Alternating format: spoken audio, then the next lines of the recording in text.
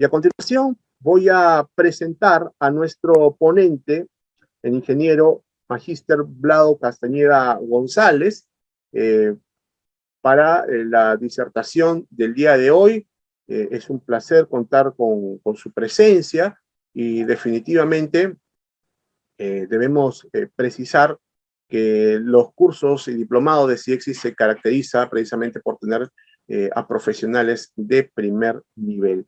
Yo quiero proyectar el resumen de la hoja de vida de nuestro ponente del día de hoy, magíster ingeniero Vlado Castañeda González, ingeniero civil, un máster en estudios políticos aplicados, magíster en política aplicada, instituciones y procesos políticos, título propio del Instituto Universitario de Investigación Ortega y Gasset, adscrito a la Universidad Complutense, máster en gestión de calidad y auditoría de sistemas, título propio del Centro Europeo de Postgrado, ha realizado pasantía en el Ministerio de Administraciones Públicas de España, es especialista en descentralización y políticas públicas con énfasis en políticas sociales, con más de 20 años de experiencia en el sector público, en Promude, en Mindes, OIMIN, en el CND, despacho presidencial, en la PCM, en el MINSA. Se ha desempeñado como secretario de coordinación de la presidencia del Consejo de Ministros en 3 gobiernos consecutivos y asesor del despacho ministerial del MINSA de 4 ministros de salud, siendo además miembro del Cuerpo de Gerentes Públicos desde diciembre del 2009, obtención del premio a las buenas prácticas en gestión pública 2010 en la categoría de Sistemas de Gestión Interna, premio nacional otorgado por la ONG Ciudadanos al Día, por la experiencia denominada Rubén, Registro Unificado de Beneficiarios de los Programas Sociales en representación del MINDES. Asimismo, es docente universitario de la Universidad Nacional Mayor de San Marcos, Escuela Profesional de Ciencia Política, en temas de políticas públicas, y docente de cursos de posgrado de diferentes universidades, hay que mencionarlo. También, además, es docente en la Escuela Nacional de Administración Pública, ENAP Servir, en temas relacionados a políticas públicas y gestión pública. Todo ello en cursos dirigidos a funcionarios y servidores públicos del gobierno nacional, regional y local. En la actualidad es consultor en políticas públicas y gestión pública. Es un honor, magíster Vlado Castañeda, contar con su presencia y más aún de haberlo conocido personalmente cuando estábamos en la presencialidad, en nuestros eventos a lo largo de todo el Perú. Así que hoy le damos la bienvenida a esta sala de Zoom. Lo dejamos en uso de la palabra para que se pueda dirigir a todos sus estudiantes en el marco de este webinar, Retos y Desafíos de la Gestión Pública. Gracias, Hugo, por la presentación. Agradezco la deferencia y también un gusto verte después de tiempo, y sé de tu desarrollo profesional, así que lo sigo por ahí en Facebook muy bien, ¿eh? Te felicito. Vamos a compartir pantalla. Yo tengo una presentación rápida. Y voy a comentarles a partir de este esfuerzo que hace CIEXSI de manera descentralizada, está en varios departamentos del país y hace un esfuerzo a nivel nacional. Yo también quiero valorar eso, y desde su centro de altos estudios. Y yo he preparado una exposición que la he hecho en varios espacios, y que siempre la piden de manera así gráfica, porque creo que nos enfrentamos a un nuevo momento de la gestión pública a nivel mundial, en realidad, ¿no? Esto de los foros que yo comparto con diferentes especialistas en diferentes partes del mundo, en América Latina, que tenemos varios círculos de interés en la parte de los aspectos vinculados a cómo se maneja la gestión pública.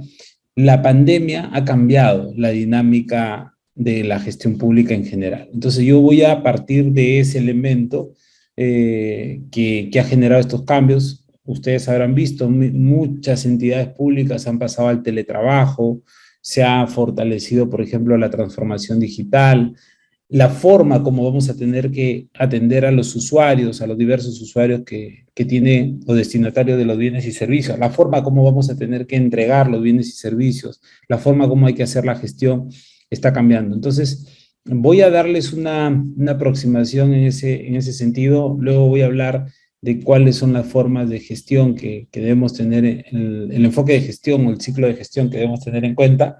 Y luego finalmente voy a generar algunas reflexiones de qué nos depara todo este nuevo contexto. ¿Dónde estamos en la pandemia, no? Estamos en la pandemia en la parte de post-pico, ¿no? En esta parte de posibilidad de eventos recurrentes. En Europa ha habido hasta la quinta ola, ¿no? En algunos países, ¿no? Acá en el Perú hemos pasado la tercera ola, creo que la tercera ola ya, hemos llegado en la tercera ola a tener 30.000 infectados al día. Hoy ya estamos en 3.000 infectados al día. Ayer vi la sala situacional y estábamos en 30 muertos al día. No es para alegrarse, de todas maneras, porque la pandemia está, pero en algún momento la pandemia va a comenzar a convertirse en una endemia, es decir, va a comenzar a estar dentro de la vida, diríamos, común, ¿no? No es un virus que ha llegado para retirarse, creo que ha llegado para quedarse. Pero va a haber un momento de post-pandemia. Ya en algunos países se está dando este contexto.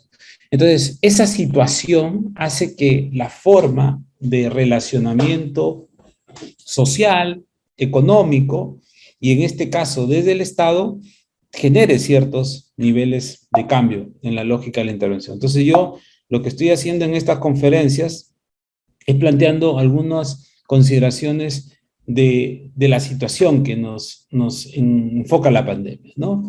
Según modelos epidemiológicos, ya desde el inicio de la pandemia planteaban que iba a haber una alta tasa de infección. Eso no va a cambiar, va a seguir mientras que la pandemia exista con esa línea. Y el número de muertes atribuibles a la pandemia se programó que iban a ser 3,2 millones de personas en toda América Latina. Nosotros, pues, como país, tenemos ya más de 200.000 personas muertas, ¿no? Para que tengan una claridad, ¿no?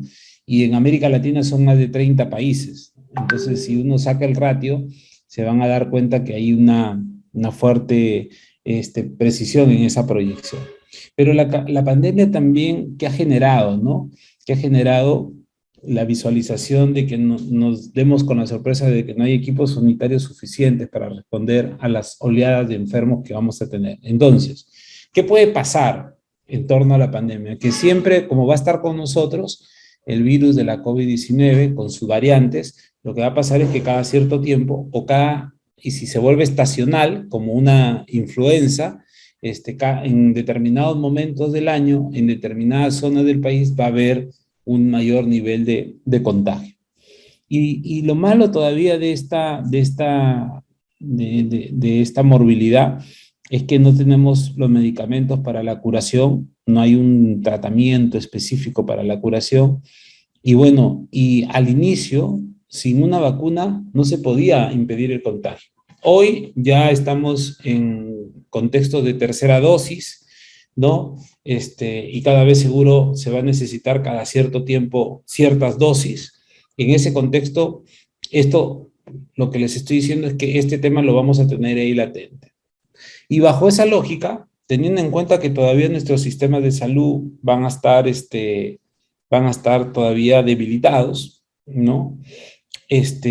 ¿Cómo se ideó frenar el contagio? Cerrando fronteras, ¿no? Cerrando ciudades, cerrando economías, y eso llevó a costos económicos y sociales. Entonces, el esfuerzo de la gestión pública en general bajo ese contexto es que vamos a tener que, con ese contexto, mejorar la capacidad de gestión, adecuar la capacidad de gestión. Si mañana más tarde, como le ha pasado a algunos países europeos, hay una cuarta ola, de repente se va a regresar a ciertos niveles de confinamiento. De repente no va a ser un confinamiento estricto, pero sí va a haber determinadas formas de desarrollo de la intervención. Y eso afecta los costos económicos y sociales. Pero luego está la incidencia, la necesidad de tener un buen comportamiento en esta nueva etapa. Ahora, ¿cuáles son los efectos que ha generado el COVID? Uno, la crisis sanitaria por la cantidad de muertes. Dos, la crisis económica por el choque negativo de la oferta y después de la demanda. De la oferta porque no había producción y de la demanda porque la demanda luego no tenía recursos. Por eso que este año, por ejemplo, se ha tenido que dar en el marco de las políticas públicas redistributivas el bono Yanapay. Entonces, yo lo que quiero que vean es cómo las cosas que van sucediendo en torno a la pandemia van generando que se movilicen ciertas formas de actuación de las diferentes entidades públicas. Pero también puede ser que se generen ciertos elementos crisis sociales. Por lo menos la pobreza ha aumentado, eso va a exigir mayores niveles de gestión pública en lo social. La inseguridad alimentaria, hay más de 800 distritos que están en inseguridad alimentaria. La inseguridad ciudadana también aumenta, y cierta vulnerabilidad social. Y puede ser que se agudicen ciertos conflictos sociales a partir de esas condiciones que tiene la población. Y hay una cuarta cosa que, que es la crisis política, ¿no?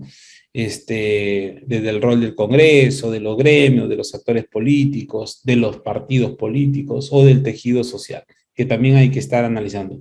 Esta cuarta tendencia de efectos, diríamos, es más tenue, a veces se presentan, se apagan, no son tan presentes como las anteriores que he mencionado.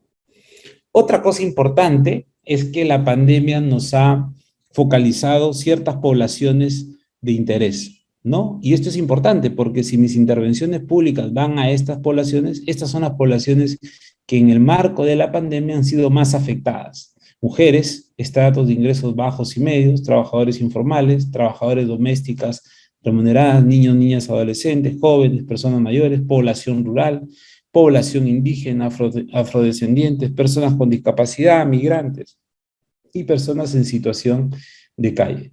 Y ámbitos en los que ha incidido la pandemia: la salud física y mental, la nutrición, la educación, ahora felizmente que ya estamos al retorno de clases, los ingresos laborales que se han disminuido, ha aumentado el trabajo infantil, el acceso a servicios básicos porque no ha habido la capacidad de seguir haciendo infraestructura, se ha renovado eso ya, el trabajo de cuidado no remunerado y la violencia intrafamiliar. Estos, en un estudio de CEPAL, son las poblaciones y los ámbitos en los que hay más problemas dentro del marco de la sociedad. ¿Esto por qué es importante? Porque si yo hago políticas públicas, hago gestión pública desde mis ámbitos institucionales, tengo que saber a qué poblaciones estoy yendo y cómo esas poblaciones han sido afectadas en el marco de la pandemia y qué elementos son prioritarios en esa lógica. ¿Qué desafíos tenemos frente a esa lógica de la intervención? Siempre el desafío, por más que sea 2, 3 muertos anuales, diarios, hoy les digo que está en 30, sigue habiendo muertes. Y si nos descuidamos puede ser mayor. Vamos a ver qué pasa con el retorno a clases. Si va a aumentar el contagio, va a disminuir el contagio, va a seguro ser parte de la evaluación epidemiológica. Pero, ¿cuál es el enfoque? Los gobiernos, ¿dónde han estado? En salvar vidas, en proteger a las personas para poder sobrellevar la caída de sus ingresos, en compensar a los trabajadores de las empresas, que fueron los más afectados con la contracción económica, y tratar de reducir los riesgos económicos sistémicos y los posibles efectos negativos a largo plazo, en la lógica de delimitar los cimientos económicos en el caso de nuestra economía. ¿Qué tensiones hay? ¿Qué tensiones vamos a enfrentar? Una primera tensión va a estar asociada a lo sanitario y a lo económico. ¿Qué es primero? ¿Proteger la salud o liberar la economía? ¿No? Porque ¿qué es lo que suele suceder? ¿Qué han hecho los países? Cuando han habido las cuartas y quintas olas, que ojalá que no pasen acá en el Perú, han vuelto a cerrar su economía, han vuelto a cerrar sus actividades económicas, ¿no? Entonces ahí hay una tensión, porque sin economía no hay empleo, sin empleo no hay ingresos, sin ingresos se debilita la condición de vida de esas familias, de esos hogares y por lo tanto de esos ciudadanos. Entonces, ahí tenemos una tensión. ¿Qué es lo que tiene que hacer? ¿Quién tiene que trabajar en esa tensión? El Estado. El Estado tiene que estar atento al desarrollo de eso. Y el Estado para eso tiene gobiernos y tiene entidades públicas. Más aún, esto es importante porque ustedes saben que en este año va a haber un proceso electoral de elecciones regionales y locales, y ahí va a haber cambios en los equipos regionales y locales por las nuevas autoridades que van a entrar en funciones a partir del año 2023. Y todos van a ser nuevas autoridades porque, como ustedes saben, no hay reelección. Eso va a implicar nuevos conocimientos, nuevas capacidades, y van a entrar en un contexto de pandemia pico o post-pandemia que les mostraba. Segunda tensión, ¿a quién se protege o se compensa? La pandemia a veces tiene efectos principalmente en los ingresos de muchos hogares. ¿Cómo compensamos esos ingresos? La contracción que se ha dado, por ejemplo, por los aforos, que ha afectado económicamente a restaurantes, hoteles, comercio, transportes. Eso tiene una fuerte dinámica en el desarrollo económico local o regional. La contracción del crédito, ¿no? Que afecta principalmente a las unidades de producción económica. Y en ese marco, uno se enfrenta luego a un contexto institucional, donde primero algunos países lo que han hecho es ampliar su capacidad administrativa y tener una mayor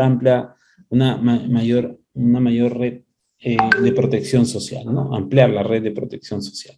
Y un segundo elemento es la capacidad de comunicar, ¿no? Con mensajes creíbles sobre la pandemia, los riesgos y la eficacia de las distintas medidas en combatirla. Por ejemplo, hoy el esfuerzo de la vacunación, ¿no? Y además que en los temas de salud, de educación, por ejemplo, hay una competencia compartida entre los tres niveles de gobierno. Y finalmente va a tener que haber una coparticipación de esos elementos. Entonces, ¿cómo se atiende? En el caso de la crisis sanitaria, tratar de controlar las altas tasas de infección, la transición al libre movimiento, al uso del espacio público y aumentar la capacidad de respuesta del sistema sanitario. Claro, siempre vamos a estar o en una situación complicada con un confinamiento estricto o en una situación, diríamos, observable con un confinamiento focalizado, ¿no? Y ahí hay que mejorar la captación de las personas que se están contagiando, rastrear a quienes se están contagiando para tener una mejor capacidad de respuesta del sistema sanitario. En la atención de la crisis económica hay que proteger a los hogares y hay que proteger a los trabajadores y las empresas, porque sin estos no hay un desarrollo económico. Para eso, lo que se está también pauteando es ciertas medidas fiscales y monetarias, ¿no? Que tratan de impedir el colapso del sistema financiero, de proteger el empleo e impedir la informalidad, de evitar el quiebre de empresas solventes y de hacer lo que hoy estamos. Hoy estamos en esta cuarta, que es reactivación rápida de la economía. Entonces, ¿qué va a haber para reactivar rápidamente la economía? El Estado tiene que generar más gasto. ¿Qué gasto se genera más? Gasto de inversión. Y ahí entran, por ejemplo, los proyectos de inversión. ¿Y por qué es importante eso? Porque, por ejemplo, en el diplomado que van a ver, van a tener que ver temas de planeamiento de la inversión, de presupuesto de la inversión, de ejecución de la inversión, de contratación de la inversión, del abastecimiento, del control de gestión, de los procesos. O sea, todos los módulos que van a ver, por ejemplo, en este diplomado, les van a ser de utilidad para poder atender una cosa que tiene que hacer rápida el Estado, que es reactivar la economía, por ejemplo, poniendo el caso de la inversión. Pero además también yo puedo, por ejemplo, hacer que el trabajo de la entrega de los bienes y servicios sea con una mayor capacidad de eficacia, de eficiencia y calidad. Y ahí entran otros aspectos también de la gestión que hemos mencionado, por ejemplo, el planeamiento estratégico institucional, por ejemplo, el presupuesto basado en resultados, por ejemplo, la gestión por procesos y la gestión de la calidad de los servicios, toda la parte administrativa que vas a tener que trabajar, por ejemplo, para hacer una buena ejecución presupuestaria, una buena programación, formulación, ejecución presupuestaria, y para eso aplicativos como EXIAF, ENSIGA, van a ser importantes conocerlos desde la proximidad que tiene la intervención pública. Respuestas ante la crisis. ¿Qué respuestas debemos dar ante la crisis? A esta crisis sanitaria que tenemos. Primero, asegurar una gestión coordinada de la respuesta a la crisis. No minimizar la importancia de la transparencia. Cada vez más se focalizan en los gastos y contrataciones. La comunicación continua y coherente y completa. No desatender los barrios marginales y las áreas rurales, que van a ser áreas prioritarias en torno a la intervención. Asegurar el acceso y continuidad de todos los servicios públicos, y eso acarrea el trabajo desde cualquiera de las instancias del Estado, aumentar la atención primaria de la salud, en los temas de salud, y las estrategias de comunicación participativa para poder potenciar la atención de los casos de la intervención. Y entrando a la parte ya reflexiva final de esta charla, es corta, lo que me han pedido que trate de generar esa visualización ya de la lógica de la intervención, pero para eso que hay que comprender el ciclo de gestión. Uno, en el sector público, lo que atiende, o cómo empieza el ciclo de gestión, atendiendo situaciones sociales. Esas situaciones sociales se atienden a partir de los objetivos de gobierno, que atienden los gobiernos a partir de las entidades públicas, que son unidades estratégicas de actuación, que usan el presupuesto fiscal para poder definir una cartera estratégica con programas y estrategias que permitan desarrollar una cartera productiva, con servicios, con actuaciones y regulaciones que hace la acción pública del Estado a partir del gobierno y de sus correspondientes entidades, para que luego, ya en la ejecución, estableciendo una orientación de objetivos de producción, pueda usarse el presupuesto de manera ejecutiva, hacer un desarrollo del funcionamiento a través de los procesos y tener una producción realizada, es decir, un servicio desarrollado. Ese servicio se tiene que asignar adecuadamente, territorial y socialmente, se tiene que distribuir hasta los que lo necesitan y luego asegurarnos que eso que lo necesitan, una vez que tienen el servicio, lo consuman y lo usen adecuadamente. Cuando sucede eso, se da en la gestión una lógica de resultados, de cambio de esa situación de problema por una situación de solución. Esos cambios terminan afectando las condiciones de la sociedad y generan en la sociedad impacto. Y con eso, ese ciclo se repite una y otra vez hasta que la situación social es controlada. Significa que es atendida en su totalidad. Y luego vas haciendo eso con otras situaciones sociales en paralelo y concatenadamente, y eso va generando que haya un cambio de desarrollo de la sociedad.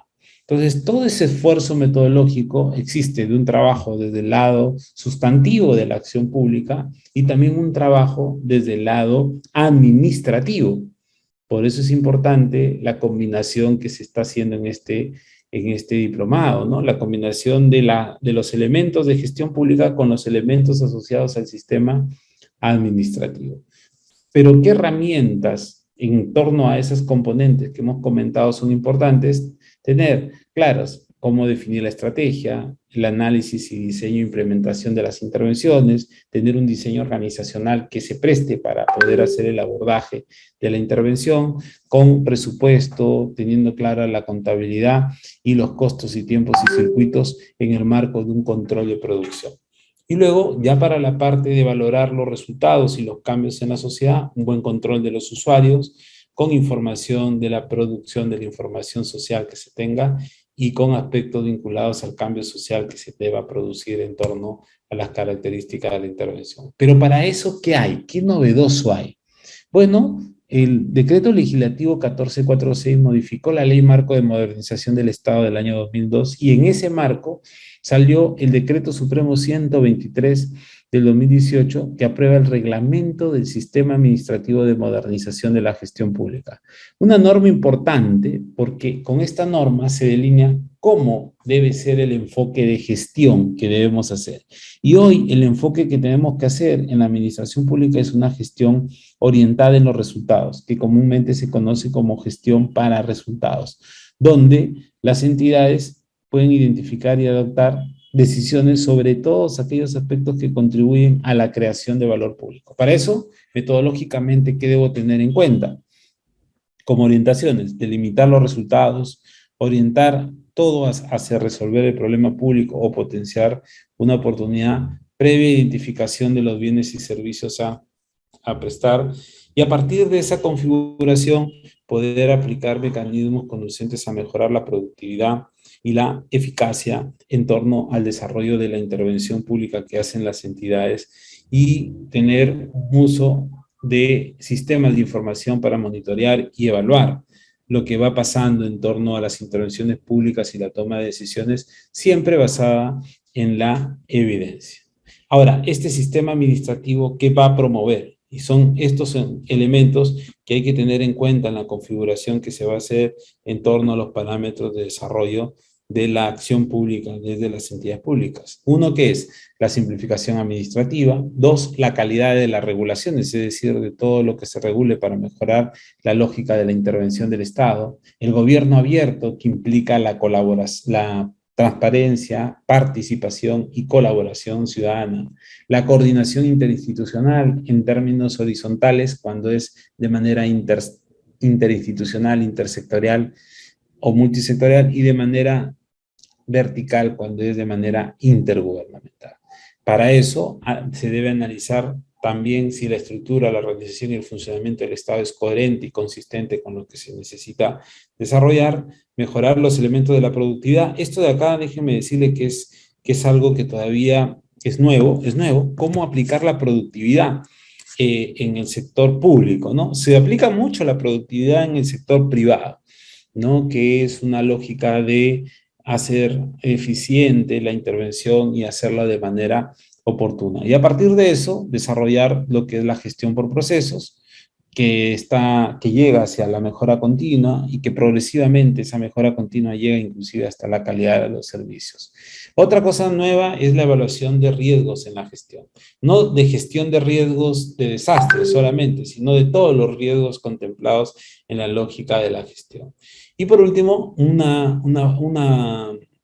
aproximación a resaltar la importancia de la gestión del conocimiento. La idea es que todos estos elementos se relacionen entre sí para mejorar, uno, la gestión interna y dos, la calidad en la prestación de los bienes y servicios, teniendo en cuenta las regulaciones que se vayan emitiendo bajo una perspectiva de satisfacer las necesidades y expectativas de las personas en beneficio de la sociedad. Entonces, en el marco del desarrollo de la pandemia, yo he cogido este estudio que hizo CEPAL, lo pueden ustedes buscar, que es el Observatorio del COVID-19, de todas las medidas que están haciendo los diferentes países. Este es un ejemplo. Yo les pido que si quieren saber cómo va la situación del COVID, de las políticas en torno al COVID-2019, lo que están haciendo otros países para enfrentar estas nuevas situaciones, van a encontrar planos de información como este, ¿no? Que lo quería relevar para que ustedes tengan un dato y así puedan hacer una lógica comparada. Lo pongo también en mis exposiciones porque muchos de los colegas que hoy llevan los cursos, yo diría que son, diríamos, tienen dos intereses. Uno, fortalecer las capacidades de lo que ya han visto en el Estado.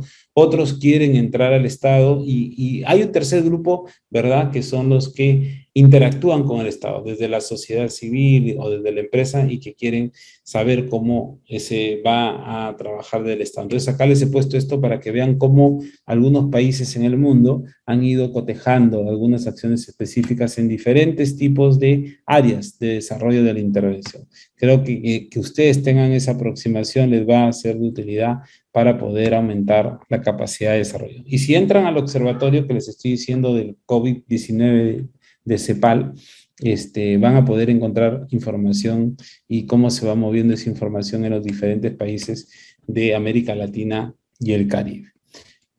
Y finalmente, para cerrar mi exposición y ajustarla a los tiempos, porque tengo también hasta las 7, lamentablemente me gustaría seguir, pero tengo que dictar clases en una de las universidades, unos posgrados. Hay tres miradas que hay que tener en cuenta. Una mirada hacia arriba, donde el programa tiene el respaldo político y social. Una mirada hacia afuera, donde... para ponerlo completo, y en esa mirada hacia arriba la lógica es hacer gestión política, donde se obtiene recursos y autoridad mediante la negociación con el entorno autorizante. El entorno autorizante son las autoridades, son los espacios de decisión, ¿no?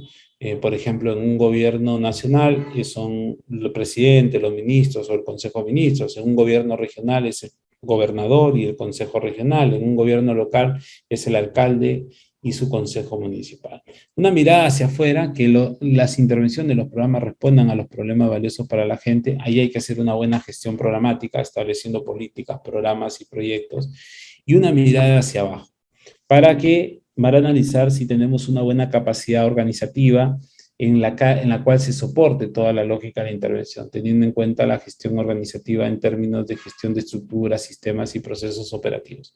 La lógica es que con ese enfoque de estos tres tipos de gestión en atención a estos parámetros de actuación, uno pueda generar valor público.